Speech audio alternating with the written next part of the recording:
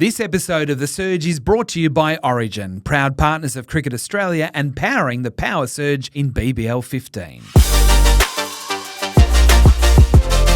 Congratulations to the KFC BBL 14 champions, the Hobart Hurricanes! BBL is back, and that means it's time to preview a new Big Bash season. Former Australian and Melbourne Renegades captain Aaron Finch joins us at the desk, as will young gun Jake Fraser-McGurk. He's on tonight, Jake Fraser-McGurk. Plus, we'll cross to Perth to catch up with Finn Allen ahead of the opening match of the season as he prepares for Babar Azam and the Sydney Sixers. Welcome to the Big Bash, Finn Allen. We're all set for a massive summer of BBL. This is The Surge. Welcome to another episode of The Surge, the first of the BBL season. We've had the WBBL season. It's now time for the men to take centre stage. I'm Adam White and I'm joined by Aaron Finch. As I said, Finchy, captain of Australia, captain of the Renegades, and he's with me at the desk. Welcome to a new season. G'day, Whitey. How are you? I'm very, very well.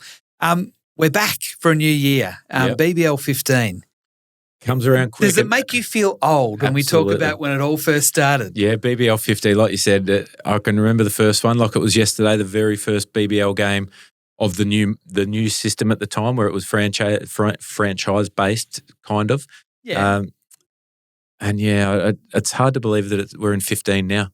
Do you feel like we're getting to a point now where the rivalry is genuine? The teams have been around for 15 years now. We think back to so many moments in time with the last 15 years that rivalry is getting real, the competition's getting real, the teams are getting real. There's a bit more, I don't know, they're a bit more wholesome, a bit more real. Yeah, and I think the roots of the fan bases go pretty deep now. Like you've got kids that are growing up and they're into a family that supports the Melbourne Renegades or the Melbourne Stars if you live in Melbourne, or the Sydney Sixers or the Thunder if you live in Sydney. So, yeah, I think that the roots of the competition are really deep and it's in a good place at the moment. You look at the superstars that we've got coming out this year. There's serious players and you combine that with our local talent and the availability of a lot of our international stars for the back half, the important part of the season. It's going to be a great competition. I think the significance of the competition when you're talking about the roots starting to sort of bed in was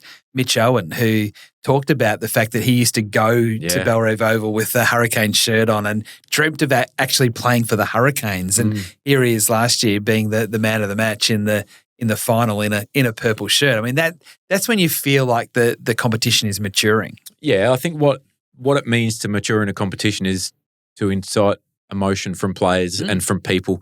And that was a great example of it, like you just said. And to see the passion on his face because he loved the Hobart Hurricanes so much, that's what it means to him. And you combine that with somebody who's born and raised in Hobart, like Matty Wade, gone off and had his fun in Melbourne with the Stars and the Renegades, but then goes back there in a really complete role.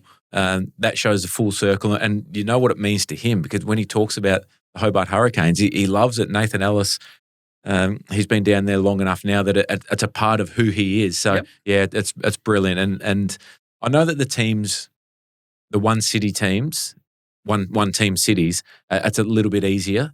When you get into Stars, Renegades, Sixers, Thunder, it's a bit more complicated, but I think that the passion is certainly there.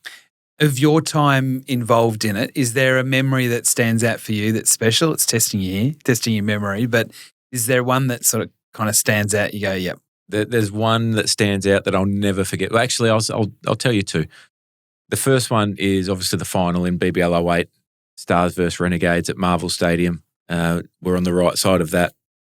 They butchered a run chase that they should have won. We pulled a game out of nowhere.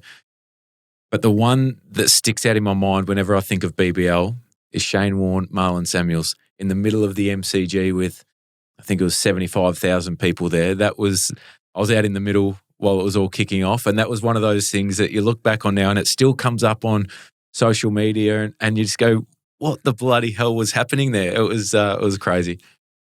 What did you say to Marlon that night? There wasn't much that you could say. His eyes were spinning. Warnie's eyes were spinning. Dave Hussey was trying to run blokes out at the same time. And it was one of those things where you knew that there was emotion in it and that was genuine emotion. There was no It wasn't fake. But after a while, I was like, right, this is about to kick off. And I didn't know the backstory of you want to grab some more people. And so that was a surprise when I heard that. And then when it kicked off, geez, it was just... So when we think about this year, we think about the fact that the Australian players, the test players will be available immediately after the Sydney test, essentially, and will be able to play all the way through to the final series. We think of Babar Azam, we think of Shaheen Shah Afridi, we think of Mohammad Rizwan, 3 world superstars playing in the competition throughout this year. And the momentum that's been building over the last couple of years, do you feel that this could be maybe the biggest ever we've had when it comes to the BBL? Because it got to some pretty heady heights there, 10 years ago, maybe a bit more what you were talking about, but it feels like we almost might be back there. Yeah, I think having the Pakistan players available, and they're not just Pakistan players, they're Pakistan superstars, they're global superstars. That's so important to our game because they're such great players. And I reckon what that will bring, one, to the competition for fans and the players around, but the knowledge that they can pass on to young domestic players in Australia who they might be in the squad for the first time, or they're on the cusp of being selected for their Big Bash side in their state. They're playing a lot of second 11 cricket. I think that is so important that knowledge is passed on, and that's why having internationals is so crucial in our game, because it's just a part where you've got one of the best players that I've ever played against in terms, like, I played against Babar in Pakistan and it was almost impossible to get him out. I know he's been a little bit more quiet in the last 18 months, but he's a world beater at his very best. Shaheen Shah Afridi can tear in a batting lineup apart when he gets it right. Rizwan never shuts up behind the stumps, but seriously talented. I was talking to Jake Fraser-McGurk earlier at a shoot that we're doing together, and I know we're going to chat to him soon, but he was talking about what he's learned off Rizwan already in the couple of days that he's been here. So it's incredible what it means, not for the players to be involved themselves, but for our players to learn as much as they can. And is there a bit of a validation worldwide as well for the competition that these guys want to come? And they don't just want to come for 5 or 6 matches. They want to come the entire tournament. Is that important as we sort of project forward with the competition? Yeah, it is important, and particularly when there's so much competition in the T20 space these days around the world. At this time of year too. At this time of year, there's other competitions going on. So the fact that they say this is one that we've always wanted to be a part of and we can't wait to get there, I think that says a lot about our competition. All right, time to get the crystal ball out before we get Jake Fraser-McGurk in here. Who are you liking for the competition this year, team-wise? Who are a couple of teams that you think are the ones to beat? Obviously, my heart says the Melbourne Renegades. Naturally. And it always will. And what about, is your head saying the same thing? No, it's not. I'll be honest. I'm thinking Hobart back-to-back is a good chance. They're a seriously good side. I mean, you've got Mitch Owen, Ben McDermott, Tim David, Matty Wade. Like they're a seriously powerful side. Then you've got Nathan Ellis leading that. They blew the competition apart last year, so I don't see why they couldn't do it again. And then I'm almost going the polar opposite. I'm going the Sydney Sixers. Their bowling attack is the most experienced in the competition. They've acquired Kane Richardson, who at his best, particularly at the SCG on a slower surface that the ball can hold. He could be unbelievable. You combine that with, I think Sean Abbott's still the highest ever wicket-taker in the BBL. Incredible skill, great variations. You've got Ben Dwarshuis, who over the last 3 years has forced his way into the Australian side and stayed there through serious international performances. So he's getting better and better every time. Todd Murphy, Jaffer Chauhan, the spin options that they've got, Hayden Kerr, Edwards, they've got a lot of bases covered. And I think that bowling is so much more important in T20 cricket than what batting is to win a title.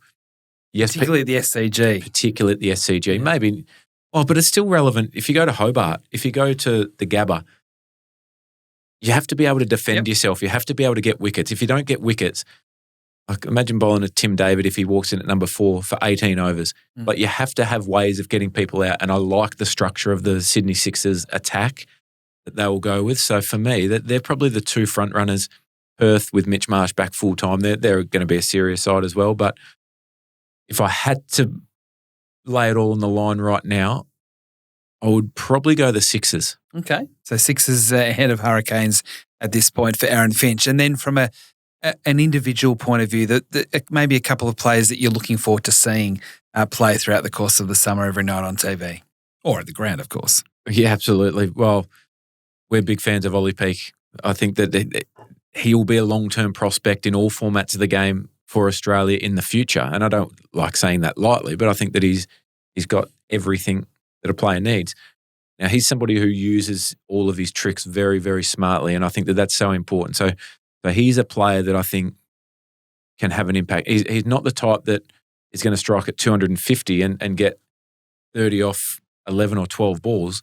He's more your surgical type where you look up at the scoreboard and you go, geez, how's he got to 40 off 20 balls batting in the middle order? High cricket IQ. Seriously high cricket IQ. So he's probably the one that I've seen that is exceptional. Then Marley Beardman, he's fast. He's got some serious pace. So I want to see what he brings to the table. There's been a lot of talk around what he can do. But it's an exciting prospect for Australia. I know that he's travelled around with the Aussie side a little bit as well. So, yeah, that's an exciting time. All right, a couple of exciting youngsters that Aaron Finch has targeted throughout the course of this season. We are going to take a break, but after the break, we are going to have a very special talent coming into the studio. His name is Jake Fraser-McGurk. That's what he can do. Fraser-McGurk, one step and belted way back here. If Glenn Maxwell can do it, this we can do it. That is the shot of the night. Wow. That looked pretty good, didn't it? Scott Boland getting smashed for 6 by Jake Fraser-McGurk. That man, Jake Fraser-McGurk, is in the studio with us on the Surge. Jake, welcome. Whitey, thanks for having me. You excited to be back another year, Big Bash or BBL 15? Yeah, I love coming back to Melbourne. It's always good coming over across the West Gate from the drive to Adelaide and seeing the big city. It sort of, gives me butterflies in my stomach, so I couldn't be more excited. Now, you are playing cricket around the world now, so how special is it to come back and play in front of your home crowd? Because essentially, you are Victorian. We've definitely got to say that, Finch. Absolutely. Even though you sort of play for another state these days, but to come back and play at home. Yeah, I love it. Our fan base is growing every year. I think a few fell off when Inchi retired. But no, it's coming back, and we love playing at Geelong and Marvel, and especially me. I love playing at both of those grounds and just putting on a show for our fans and, hopefully bringing home silverware this year for them. Again, back when, what was it, BBL 08? 8, yeah. 8. Yeah, I was a replacement player back then, and that was something I just wanted to be a part of, want to be on the ground. My best mate, Macca, was playing that game, so something I'm very envious of, and hopefully we can do that this year. Now, you do play T20 all around the world, like Whitey said. How do you go about managing your time, but also making sure that you've got a consistent base for someone to come back and talk about your game? Because there's been ups and downs in your career over the last couple of years. The meteoric rise, I guess, of IPL for the Delhi Capitals. And then things didn't go to plan last year for you, I would say. So how do you manage that, and who do you go to? Yeah, it was a bit hard. It's something that I haven't really experienced before, of sort of being so high and then going to like so low. And I remember speaking to you about it a little bit when you were on comms and stuff, and you were just saying about that, like you need a good network and things like that. I'd say Whitey Cameron, that is You don't get involved in the batting space? I would love to, but Yeah, Cameron's up there. Shannon Young, I've had him as my coach since I was 9 years old. So those probably the two that I'd go to just for anything really, on field, off field sort of thing. And yeah, I went through them, I reckon for the last 3 months, just grinding a good method. And then also a bit of Red Bull in there sort of does help sort of get back to slow things down. So what would you say have been your biggest learnings across that process? Because you're still very young. So of course, there's going to be ups and downs, and T20 is a brutal game at the best of times. So what would you say is the one thing that if you had your chance again after that initial IPL that you've learned and you would do slightly different? Just cool your jets. Yeah. It's not going to always be like that, and you know how it is. Just relax a little bit. Let things sort of happen and work hard for things though, but don't expect things to happen just because you've done well in 8 games of cricket. So I'm going to ask you, Finchy, that question. When it's going so well for you in an innings, how hard is it to try and moderate your mind as much as anything, to not just keep going faster and faster and faster, because both of you generally bat high when the field is up, that you still got to play proper cricket shots, you still got to keep your shape and keep on top of your mind? Yeah, I think it depends if you're batting first or second. So if you're batting second, there's always a target, and I was probably more experienced at the back end of my career, obviously. You play a lot of cricket, so you learn how to manage run chases a lot better. I think it can be difficult when you're batting first because you always overestimate the total that you need. So you might be going okay and you think, geez, we need 200. So you push that a little bit harder. In reality, 170 might have been the score that you could have got to. So it's just about managing that expectation at times within the innings, but then out of game. When you travel around the world, the biggest thing that I found was you're turning up to a new franchise quite regularly, whether it's the IPL, the 100, BBL, whatever it might be, that you're always out to impress. You always you think as though you have to be more than what you are because you're impressing a new crop of players and coaches and owners every single time. So if I had my time again, I would just look after myself, number one, and go, you know what, you bought me as a player and this is what I'll give you and I'll try my best.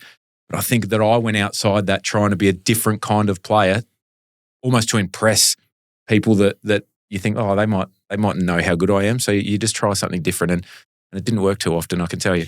Jake, you're nodding listening to that. Do you have those same sort of thoughts? Yeah, and I think when I first got that opportunity outside of Australia for Dubai Capitals, I was sort of coming off a decent big bash, and I said to myself, let's just do the same thing. Why not? And that happened, and that was okay. And then went to the IPL, and it happened on a bigger scale, and I was like, gee, okay, well, like, how good's this? And then I went to MLC, and then different conditions, different franchise, different people around you sort of creep in, and you're like, oh, like, I don't have a plan B here. And then you're sort of just like, all right, what do I do? And I got found out quite easily during that MLC just because I didn't have a plan B. And I think that's one thing you learn is just the tempos that you were talking about, Finchy, as well, like when you're chasing, but even in your own game of like how hard you're going at it and things like that. It also all of a sudden gets into a cycle where because you're constantly going around and just playing, you don't have time to step away and train. So you go from a franchise where you play every 3 days, you don't train in between. You just need to look after yourself. And then you go to a new franchise and you might turn up 2 days before.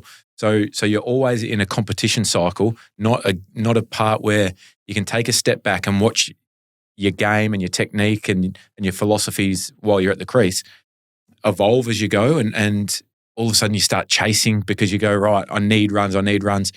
Before you know it, you've gone through 3 or 4 months of some rough trot, I guess, which happens in T20. It's a brutal game, particularly as a top order batter where you're expected to walk out and smack it from ball one. It's a high risk, high reward game.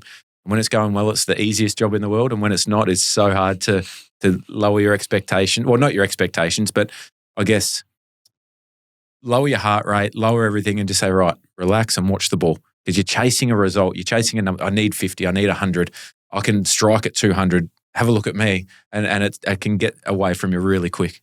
So, I mean, as Aaron said, you're still a young man, Jake, and that pressure to put on a show versus pressure on to bat, have you found that difficult to get that juggle right, that balance right? Yeah, I think then again, as Finchy said before, it differs for when you're batting and bowling first in that as well. If you're batting first, you're like, all right, 200. Like, let's just go and blast 200 here, especially when it's like the first game of the season. You're like, here we go. You're trying to hit them out of the ground, mate. And you're like, all right, here we go. Let's like light it up here.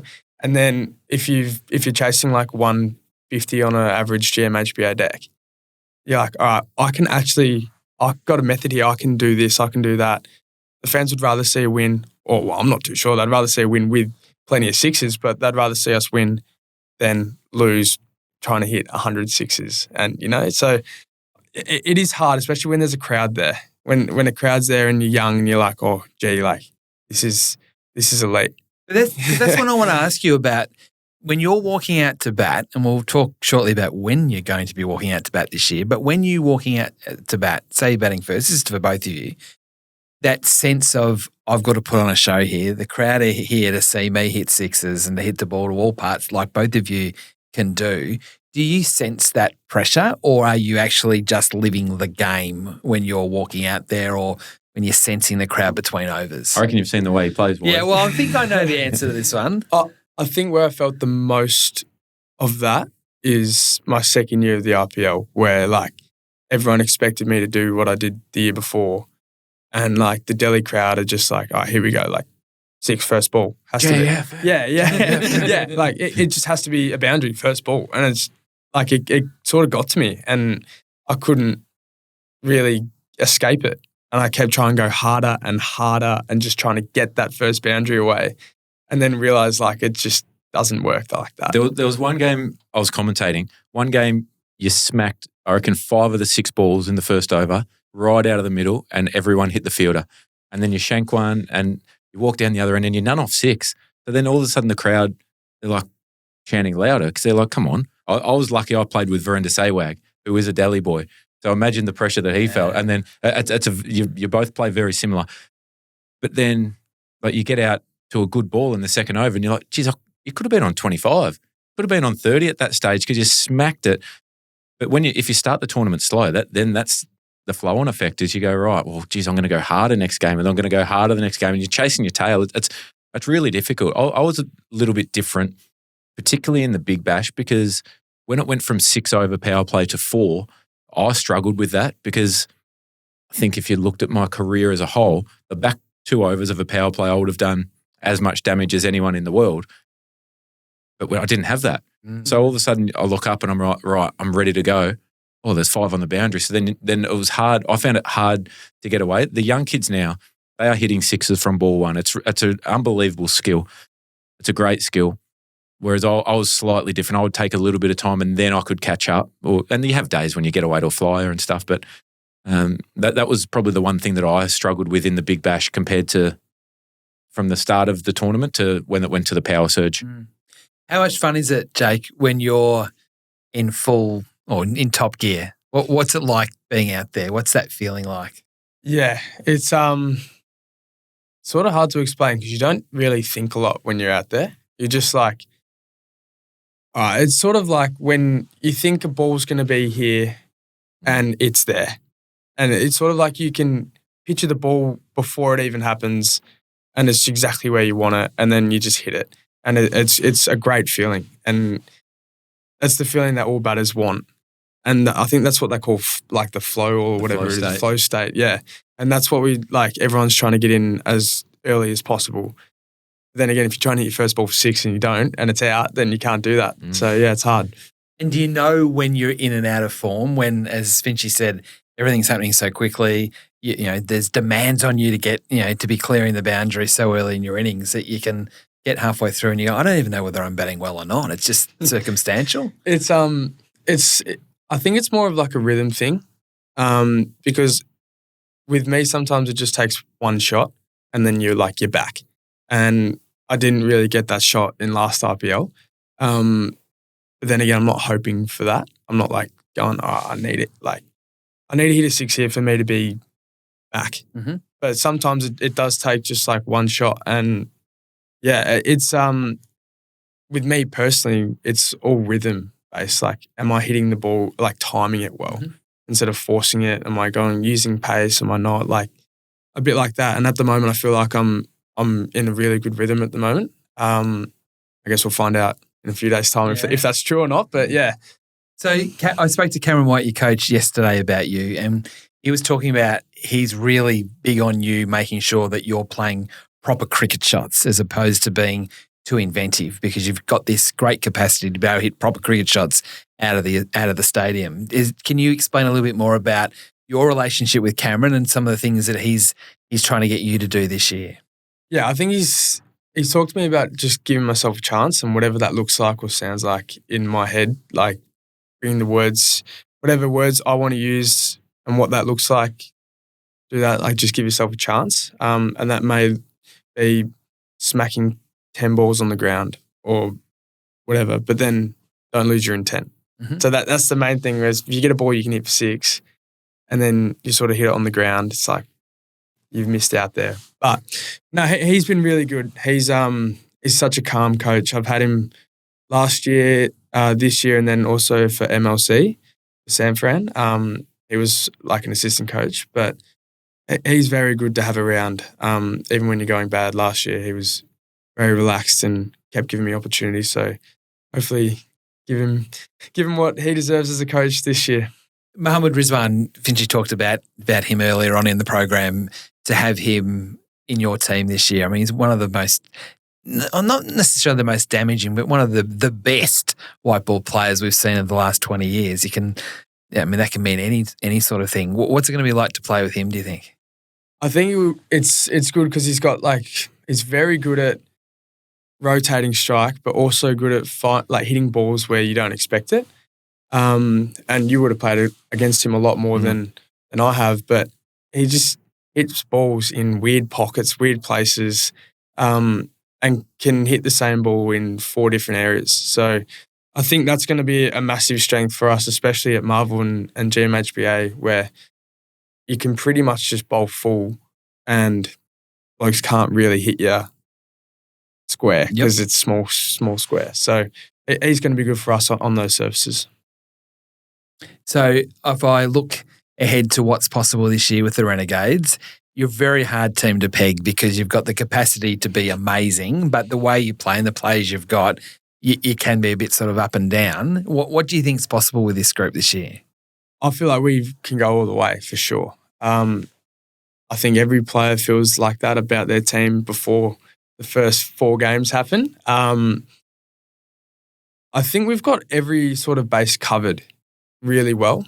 Spin, we got Zorb, pace, Tommy Rogers, Behrendorff. Middle order, all-rounders, we got Peake, Dixon, Sutherland, Hassan Khan. So, yeah, and we've talked a lot about the top order. I think we've got a lot of the bases covered. And if 2 of the 3 are going well in a game, I dare say that will get us a win. And I feel like that's all we really need to do is just keep winning. Once we learn to win as a group, then it's pretty hard in the tournament not to keep going. So you talked about how fun it is to play, to bat when things are going well. How fun is it to play in a team that have got so many dynamic cricketers? Yeah, it's almost like, I don't know, it's a weird one because you're sort of watching, and if you're not going so well yourself and you're seeing all these other guys just belt the ball around, you're like, gee, it's a bit competitive as like within your team, isn't it? I know Brownie and I were talking about who can hit as many 6s last year, and we only ended up on 12 each because we're trying to hit every ball for 6. So yeah, it is great to watch. And like when you're on the bench, I remember watching Finch, it was a joke. He would just hit every ball everywhere. I do remember one shot that you played, you went back foot punch over cover at Marvel, 2nd tier. I was like, that is just a joke of a shot. How does that happen? Sometimes you get lucky. But no. You know that you don't have to hit, like you can hit 6s in your 30th ball as well. Like you don't have to hit, you don't have to hit 6 6s in your first 10 balls. So that's the part that I struggle with sometimes with how good these youngsters are, is that I feel at times where the T20 game has got to is ridiculous when you look at some scores that players and teams get around the world. And I'm just talking batting here. There's times when I understand and I really understand that you don't get those scores if your players aren't brave and take it on from ball 1.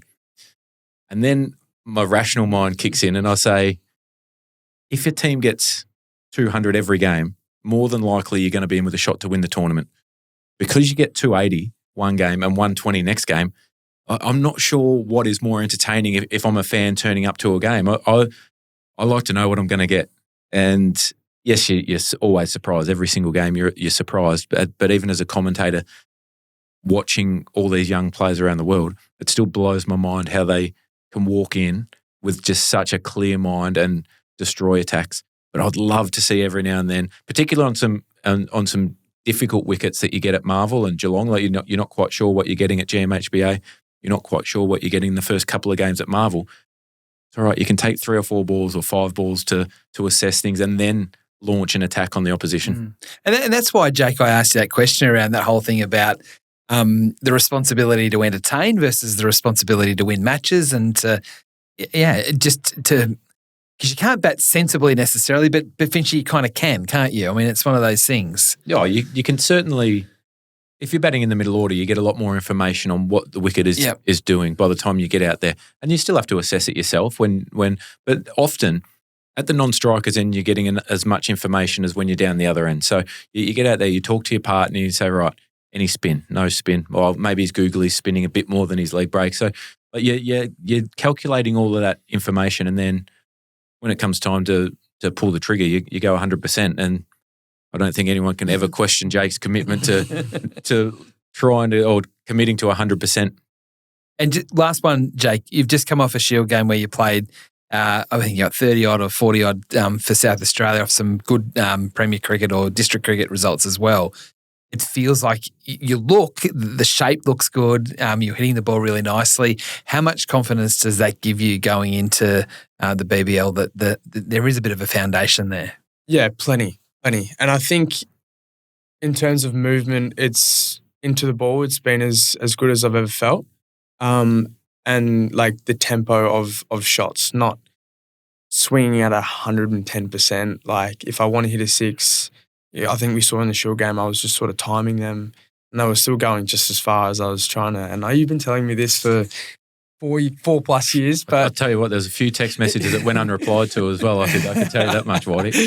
But I think that it does give you a fair bit of confidence. And if we're talking about method and batting sensibly and things like that, the game that I sort of fall back on is the last game of the year against the Heat. I reckon I was 15 off 16 balls there and it ended up 95 off 45. So you got the best of both worlds in terms of entertainment and, method. I watched that innings quite a lot and I go, what was I thinking at this time? Blah, blah, blah. Things like that. And I'm sure, well, you wouldn't do it anymore, but when he was playing, he would have watched a few videos. You'd be surprised. Well, look, it's so good that you've come in. Really appreciate it. I mean, to get some insights from you. I mean, we all get emotional watching you. There are times, I admit, that I'm yelling at the television, but there's also times where I'm sitting back just having, just a great time watching you go about your business. So good luck. I hope you really do genuinely hope you have a really good season personally, and hopefully things go really well for you at the Renegades. Thanks, Wayne. Cheers, Finchy. Jake Fraser-McGurk joining us on The Surge. So from one exciting batsman, we're going over to the other side of the country next to talk to another one, Finn Allen from New Zealand, who is playing this year again for the Scorchers. Oh, he did it really comfortably. Oh, and this time he goes large to the onside. And when I say large, let's go extra large. Well, from one power hitter pretty much to another, and I'm not sure whether anyone hits the ball harder than our next guest from the Perth Scorchers, one of our international stars, Finn Allen. He's joined us. He's just walked off having had a practice match over in the West. Finn, welcome to The Surge. Yes, thanks for having me on. Now, before we get into things, I'm hoping that you've made some runs in your pracky game this afternoon. Oh, just a classic, probably 18 or 20 odd. Then a little 12 or 13 in the super over. So, yeah, not feeling too bad. So how do you go? You play a lot around the world. How do you go about attacking the start of each season or series that you play in with different teams and different teammates and coaches and staff and everything? Yeah, I think obviously, different conditions all around the world and things like that. I think for me, it's about just keeping consistency in my preparation on and off the field. I think, even talking to Bison these last few days about how important like mental prep is. Something I learned from last season is probably just, backing my skills coming into a probably slightly unfamiliar track like Optus. I think that's the biggest key for me, consistency. So what did you learn about playing at Optus last year, being your first time there? To be honest, I think I tried to change too much about my game and myself to suit conditions, and rather than backing that I had the skills and the ability to adapt when I get out there. So this year I've come in, I've probably had a bit more of a down period off the back of surgery and all that to reflect on probably the last 12 months. And I think this year I'll probably just back my skills a bit more and probably just adapt to what we get out there. I'm interested, Finn, we were talking to Jake Fraser-McGurk about this, about when you go through a leaner patch, how to keep the confidence levels high and the belief high, knowing that fundamentally it's going to turn around because of the quality of the player you are, but also the nature of the game. How do you keep yourself positive? Because it was challenging at times for you last year. Yeah, it's definitely difficult. I think playing an aggressive role, you have to be okay with failure. And I guess that only comes with time. And again, I think if you're consistent around your preparation and you back your skills, then, you fail a couple of times, you have to back that you're going to come good in that third, fourth game. And I think that becomes really important, especially when you're playing at a new team. Last year was definitely challenging mentally. You're playing for a new team. You want to do well, pretty passionate fans. They let you know when you're not doing too well. So, I think it's a lot of that. So you mentioned surgery and a back injury that's been lingering for quite a while. Have you had to change anything about the way you go about your play, but also your training or your preparation to counteract that or help, I guess, with the longevity of your career? I think the surgery should hopefully help with the foot stuff. So they've had to put a plate and 5 screws in my foot. So hopefully that's the end of those issues. The back stuff, I think it's an ongoing thing. Just being aware of my body, probably not doing too much at times, not playing too much golf. And then I guess being in the gym and getting my running loads consistent has definitely been helpful. It's been nice being at home, having a good little block building into this and what's hopefully a pretty busy summer. So, it's just those things. Getting a bit old now, so got to be a bit more aware of my body. Lucky you don't play for England. You wouldn't get a game if you can't play golf. That's right, exactly. So Finn, when you're getting ready for a new season, whether it's here in Australia for the BBL or overseas, where you had a lot of success in America in the season just gone, are you focusing purely and simply on what you do in the first 4 overs or maybe even the surge later and making sure that you're getting that right? Or are you looking more holistically at your batting in the innings that you're actually going to have? I hope that makes sense. Yeah, no, I think, as a whole for sure. I think obviously naturally you're aware of the power play, but I think for me, I know if I play good cricket shots and if I'm in good positions, then, boundaries should generally come. I think, just my prep is extremely important and, I'm just trying to be more consistent as a whole and hopefully little tweaks here and there with my technique and being a little bit more side on and things like that have helped with that over time. And obviously a bit annoying to have a 6-month down period off the back of America, but hopefully can pick up where I left off. So when you're hitting what you say are normal cricket shots, to most people they're not normal cricket shots, but I understand what you mean. Do the fielders or even the boundaries factor into you at all? Or if you see a ball and if you hit it well, it's gone, it's out of here?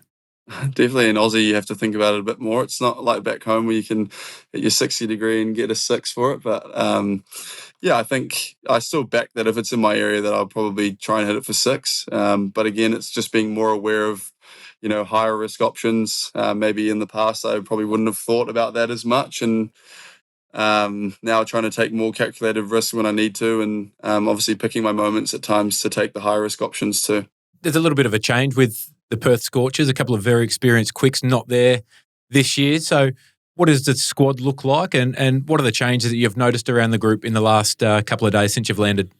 Yeah, I think having Mitch Marsh around the boys has been huge, just from like a sense of calm. A calm aspect that he brings.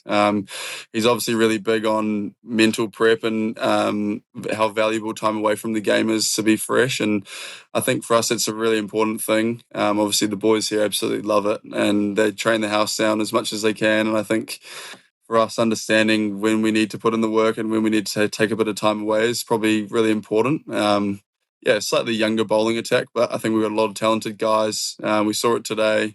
Guys like Marley Beardman and obviously having Joel Paris come back as well. He's crafty. So I think, that plays into our hands at Optus for sure. Obviously losing Lance is a big loss for us, but I think, those are the things that we have to work around. Couchy coming back in, spend a bit of time with him in America. I think he's extremely talented.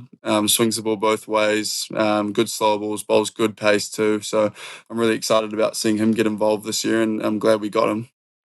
Has there been much talk about Jai Richardson joining the Test squad and potentially, well, he will miss the opener on Sunday?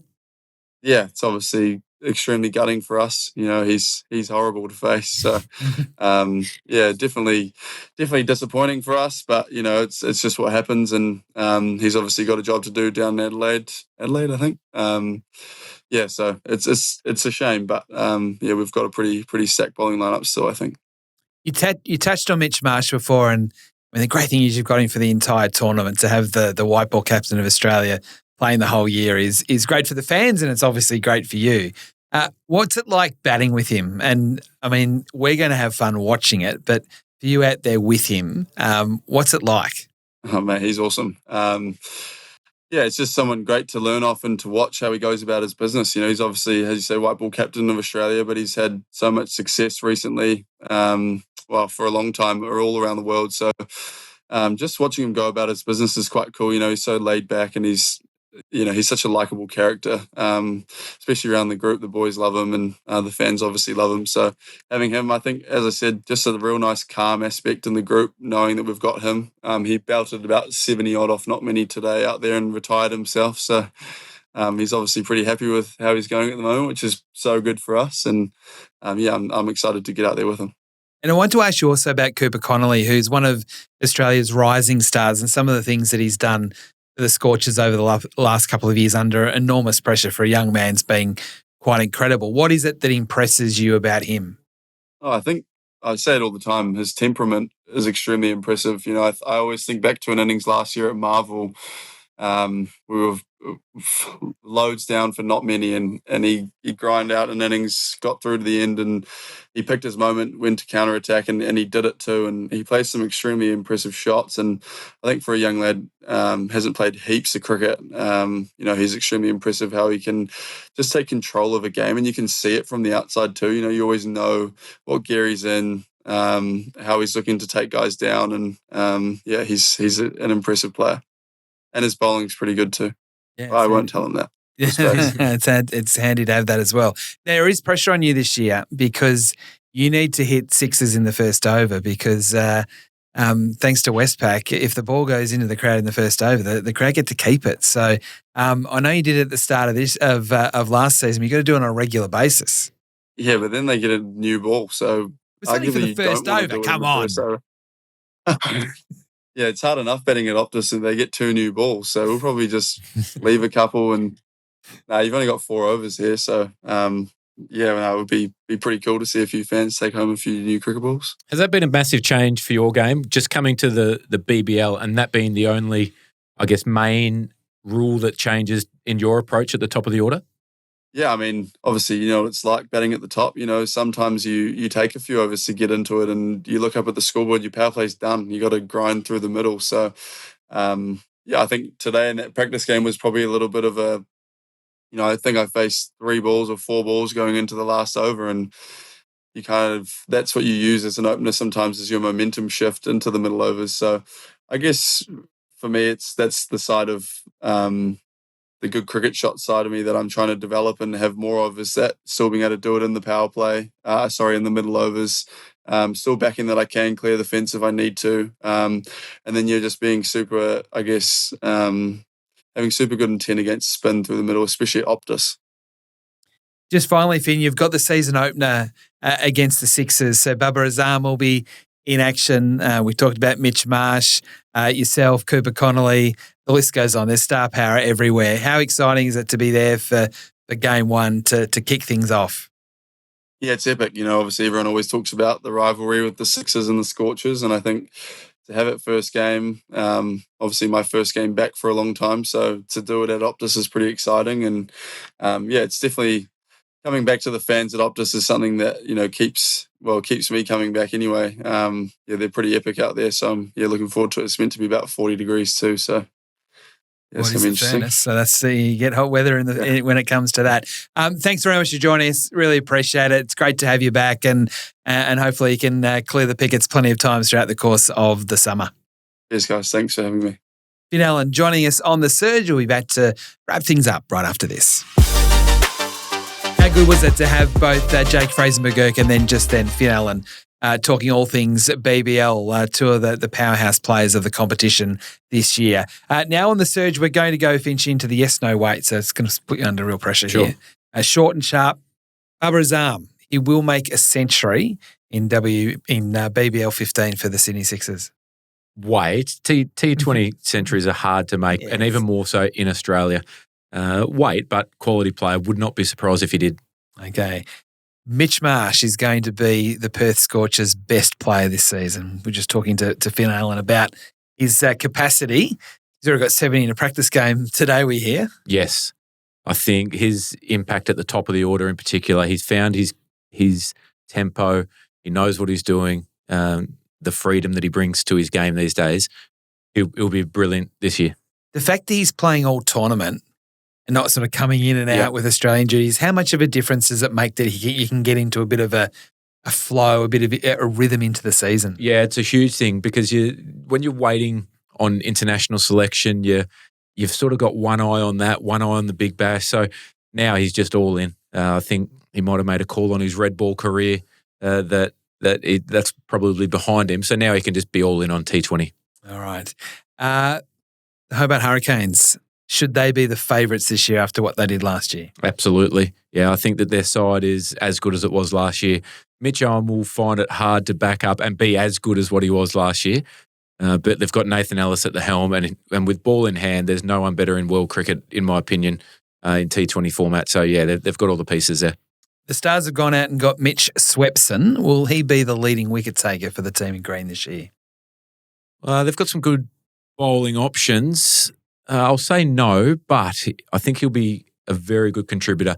Huge square boundaries. We know how much success Adam Zampa had being a leg spin bowler at the MCG, so I wouldn't be surprised if he uses those to his advantage and he bowls incredibly slow, incredibly wide, particularly to right-handers. Cameron Boyce style. It's very similar. All right. The Adelaide Strikers, they've been able to jag Jason Sangha away from Sydney. He obviously plays for the Sackers in the Shield, but he's now wearing the blue of the Strikers.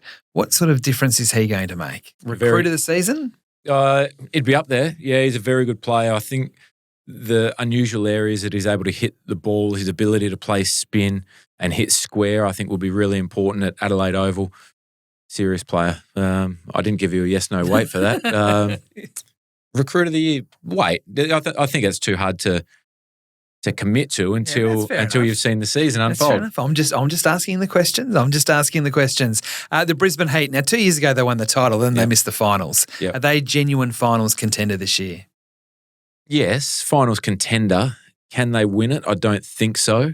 But in saying that, teams have come from the clouds before and flown under the radar. I think there's so much focus on Perth, on the Sydney Sixers and on Hobart at the moment. T20 is a game where you can get on a roll and you have to just do it at the right time of the season. Mm.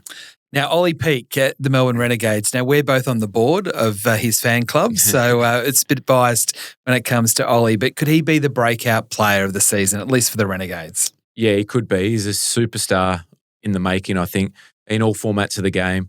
To continually get his opportunities at Shield level, one-day level, and now he'll make a good run out of it, run at it until he has to depart for the under-19 Australian side, which he's captaining, I believe. So, yeah, he could be. And like you said, being heavily invested in his success is crucial as a Victorian. Absolutely. Now, this is a half volley for you here.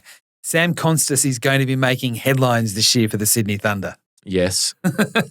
Enough said. Well, I mean, just expanding on that a little bit, it's great to see him get that Shield century before the end of the year. And we've seen him do really well for the Thunder. Yep. Do you think he might just be freed up a little bit more now, which makes him dangerous? 100%. He's a seriously talented kid, and he is still just a kid. I think we all have to remember he's still working out his game. He just got exposed to international cricket at a time when all the eyeballs were on it, and how he played in that Boxing Day test, I think was probably the wrong reinforcement to him at the time. I mean, he's tried it since and it hasn't quite gone to plan, but now it seems as though he's been able to go back to his grounding of right, I am still a very good player. Do I need to play that inventive all the time? Probably not. but there'll be a bug in him at some point that T20 will bring out. And I think he'll have a big year. Yeah, he's always fun to watch. There's no doubt about that. Okay, just as we wrap things up on this episode of The Surge, the first for the BBL this year, I wanted to ask you about the Supercoach because it's a good reminder that we're only days away from the tournament getting underway, so you've got to pick your team. Now, some very popular players in the league this year, Mitch Owen, Josh Phillippe and Glenn Maxwell. Now, the Hurricanes and Sixers both play twice in the first round, Finchy. So for those that are watching or listening and they're looking for players to put into their team for Supercoach this year, have you got any thoughts on this? Yeah, I do. The temptation, and I know that you're a big fan of picking all-rounders in your Supercoach because obviously they bat, they bowl, they're generally highly skilled players, so they're in the hot spots in the field. Think Glenn Maxwell, for example.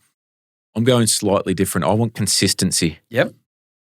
The number one player that comes to mind when I think consistency is Babar Azam. Okay. So I'm putting him front and center straight away. I'm the big fella is right up there because you know he will get runs. He's going to Perth for the first game. That might suit his game. Extra pace, extra bounce. He uses the pace wonderfully. He's a good player off the back foot. I'm locking down Babar early on before he gets too expensive because he will get bulk runs. The other player I'm going for who can bat and fields in hot spots, but like I said just earlier, I think he's arguably the number one T20 bowler in the world, fast bowler, Nathan Ellis. He bowls in times when you get wickets. He's skillful enough that he deceives players. So he'll pick up a couple of wickets, he'll get a couple of catches, he might have a high strike rate at the back end of an innings even if he faces 5 balls. He'll slice a couple of 4s away. So they're my 2 go-tos for the first round. I like Nathan Ellis.